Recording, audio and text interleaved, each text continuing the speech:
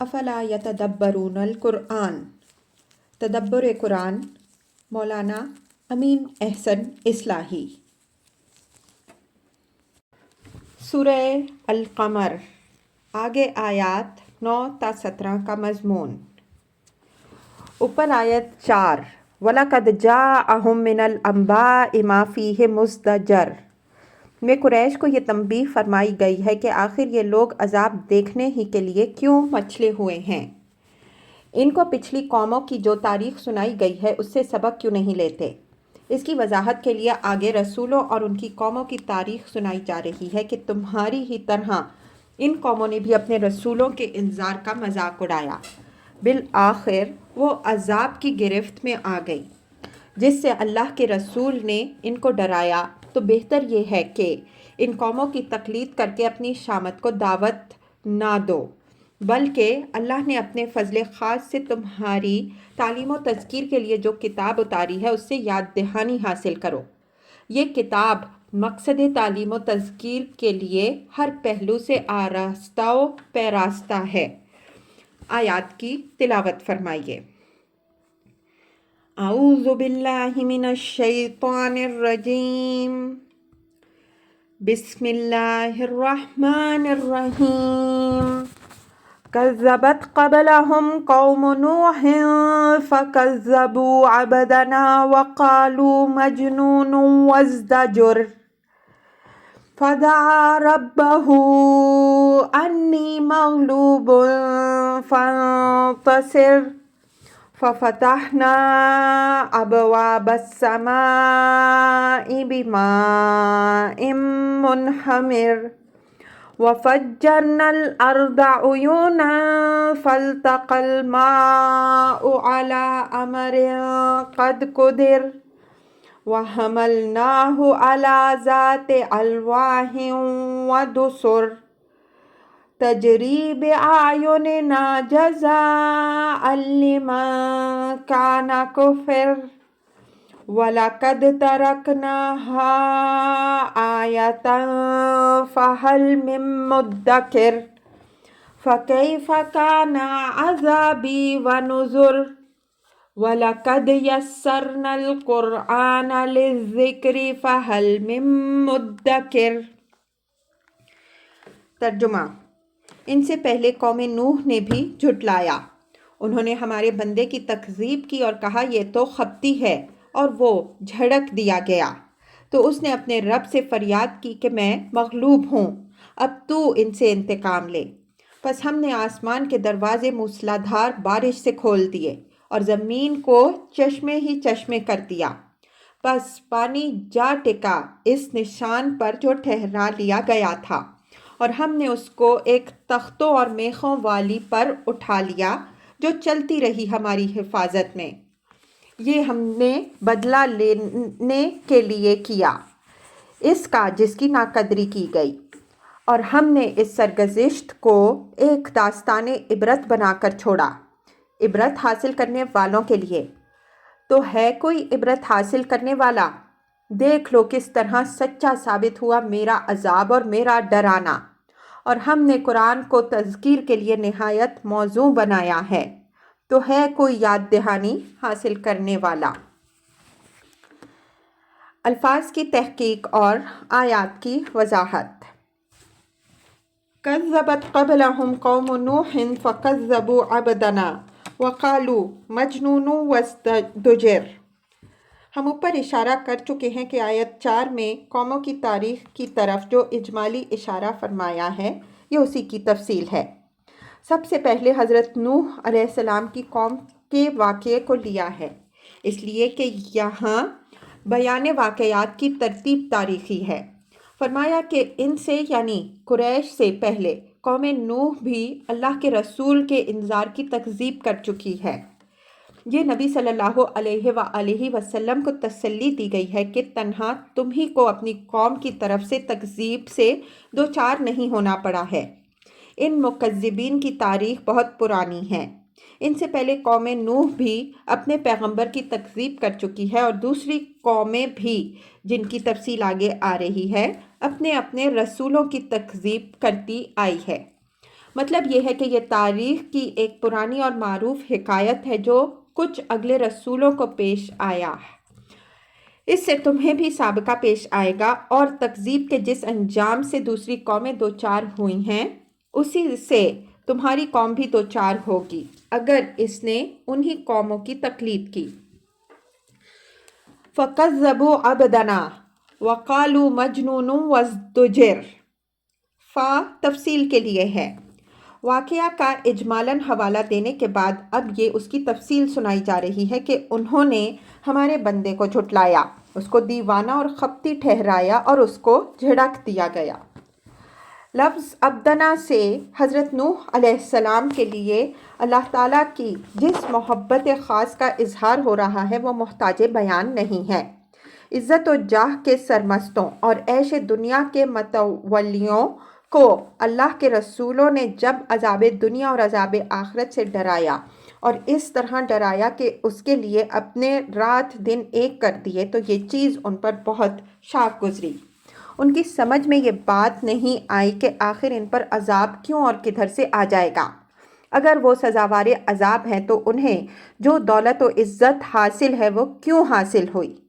یہ عزت و شوکت تو دلیل ہے کہ وہ خدا کی نظروں میں معزز ہیں، اور اگر آخرت ہوئی تو وہاں بھی اسی طرح معزز رہیں گے جس طرح یہاں ہیں۔ اس مغالطہ میں پڑھ کر وہ رسول کے ہر وقت کے انذار عذاب سے اس درجہ برافروختہ ہوئے کہ اس کو انہوں نے دیوانہ اور خپتی کہنا شروع کر دیا کہ اس شخص کو عذاب اور قیامت کا مالی خولیہ ہو گیا ہے۔ اٹھتے بیٹھتے اس کو ہر طرف سے عذاب ہی آتا دکھائی دیتا ہے۔ یہ کہہ کر وہ اپنے دل کا غصہ بھی نکال لیتے اور عوام کو بھی اطمینان دلانے کی کوشش کرتے کہ رسول کے انذار سے وہ متاثر نہ ہوں۔ یہ کوئی رسول نہیں بلکہ ایک خپتی ہے جو ہر وقت عذاب عذاب کی رٹ لگائے ہوئے ہے۔ وَازْدُجِرَ سے اشارہ قوم نوح کی ان دھمکیوں کی طرف ہے جو حضرت نوح علیہ السلام کو سنگسار کر دینے کی دی گئیں۔ مثلاً سورہ شعراء میں آیا ہے قَالُوا لَئِن لَّمْ تَنْتَهِ يَا نُوحُ لَتَكُونَنَّ مِنَ الْمَرْجُومِينَ۔ آیت 116۔ انہوں نے دھمکایا کہ اے نوح، اگر تم اپنی ان باتوں سے باز نہ آئے تو سنگسار کیے ہوئے لوگوں میں سے ہو کے رہو گے۔ فَدَعَا رَبَّهُ أَنِّي مَغْلُوبٌ فَانتَصِرْ۔ جب قوم کی عداوت اس حد تک پہنچ گئی کہ حضرت نوح علیہ السلام کو سنگسار کر دینے کی دھمکی دے دی گئی، تب انہوں نے اپنے رب سے فریاد کی کہ اے رب، میرے اندر جتنا زور تھا وہ میں نے ان کو رام کرنے میں صرف کر دیا، لیکن میں اپنی کوشش میں ناکام رہا۔ اب میری طاقت جواب دے چکی ہے، اس وجہ سے تجھ سے فریاد ہے کہ تو ان سرکشوں سے نمٹ۔ انتصار کے معنی مدافعت کرنے اور انتقام لینے کے ہیں، یعنی میری طرف سے مدافعت کر اور ان کی سرکشی کا انتقام لے۔ حضرت نوح علیہ السلام کی اس دعا کی پوری تفصیل آگے سورہ نوح میں آئے گی۔ فَفَتَحْنَا أَبْوَابَ السَّمَاءِ بِمَاءٍ مُنْهَمِرٍ وَفَجَّرْنَا الْأَرْضَ عُيُونًا فَالْتَقَى الْمَاءُ عَلَىٰ أَمْرٍ قَدْ قُدِرَ۔ یہ اس سائیکلوفونی طوفان کی تصویر ہے جو حضرت نوح علیہ السلام کی دعا کے بعد ان کی قوم پر آیا۔ اس کی تفصیل سورہ زاریات کی تفسیر میں ہم پیش کر چکے ہیں۔ فرمایا کہ ہم نے ایک موسلا دھار بارش کے ساتھ ان پر آسمان سے تمام دروازے کھول دیے اور زمین کو چشمے ہی چشمے کر دیا۔ ظاہر ہے کہ ایسی طوفانی بارش جس کے لیے آسمان کے تمام گیٹ کھول دیے گئے ہوں، تھوڑی ہی دیر میں زمین کو دریاؤں، ندیوں اور نالوں کی شکل میں تبدیل کر دے گی۔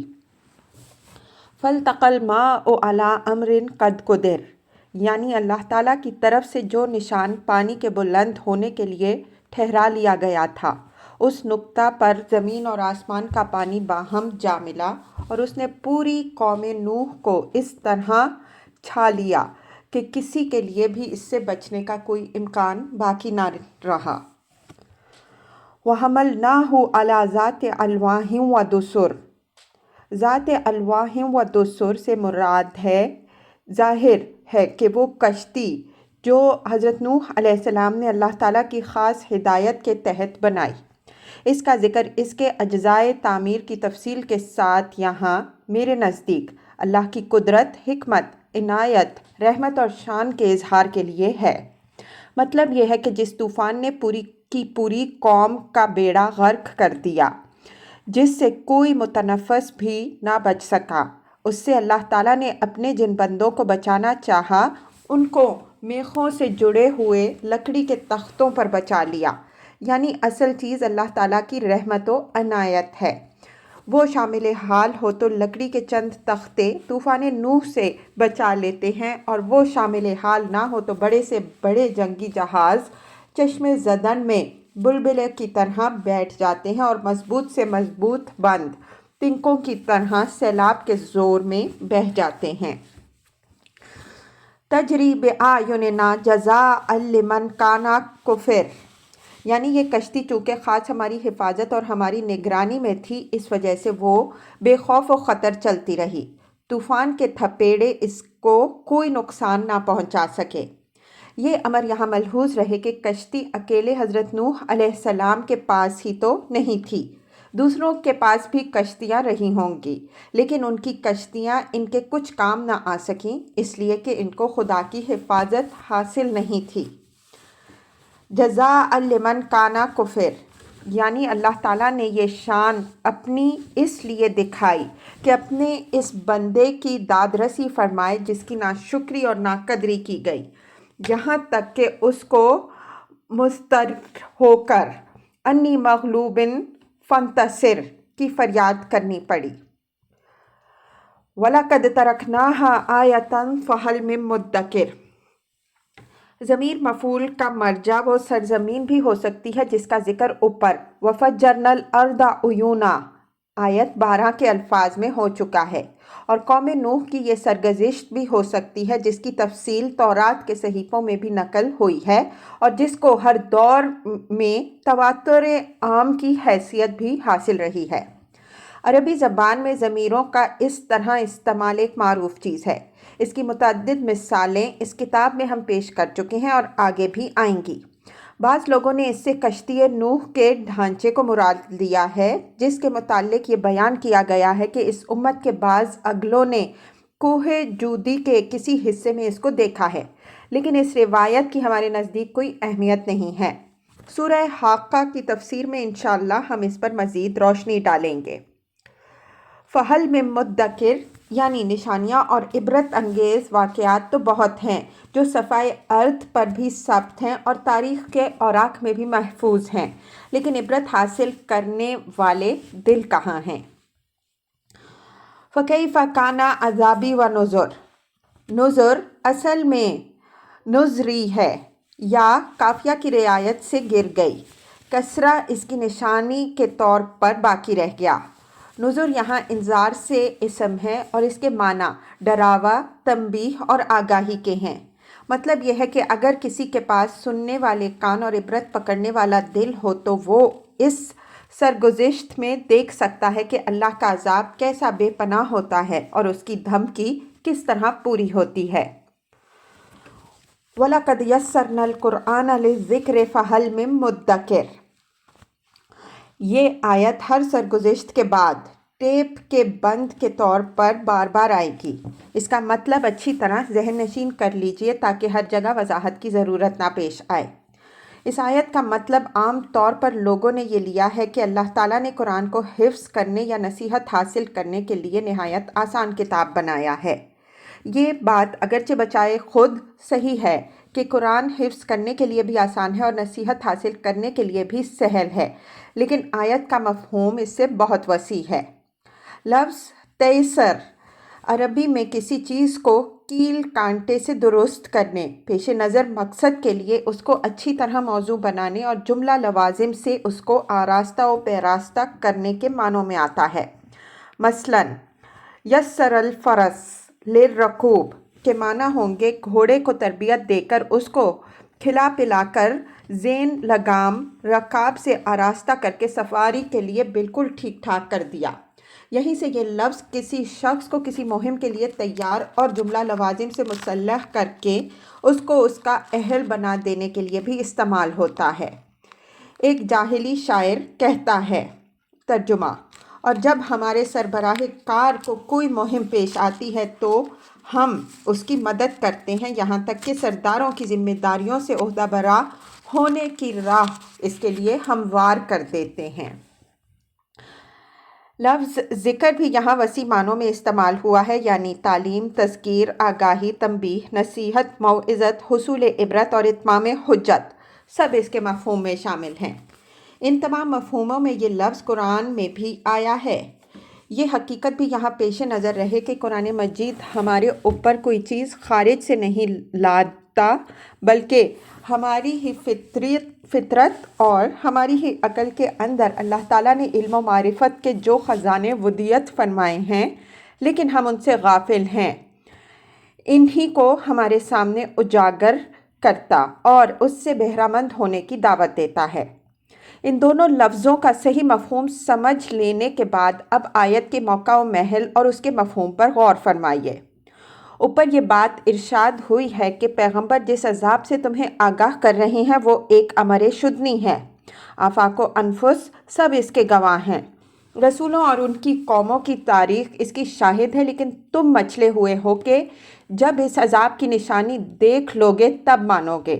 حالانکہ اللہ تعالیٰ نے تمہاری تعلیم و تذکیر کے لیے قرآن اتارا ہے جو ہر پہلو سے اس مقصد کے لیے جملہ لوازم سے آراستہ و مسلح ہے، تو آخر اس عظیم نعمت سے کیوں فائدہ نہیں اٹھاتے؟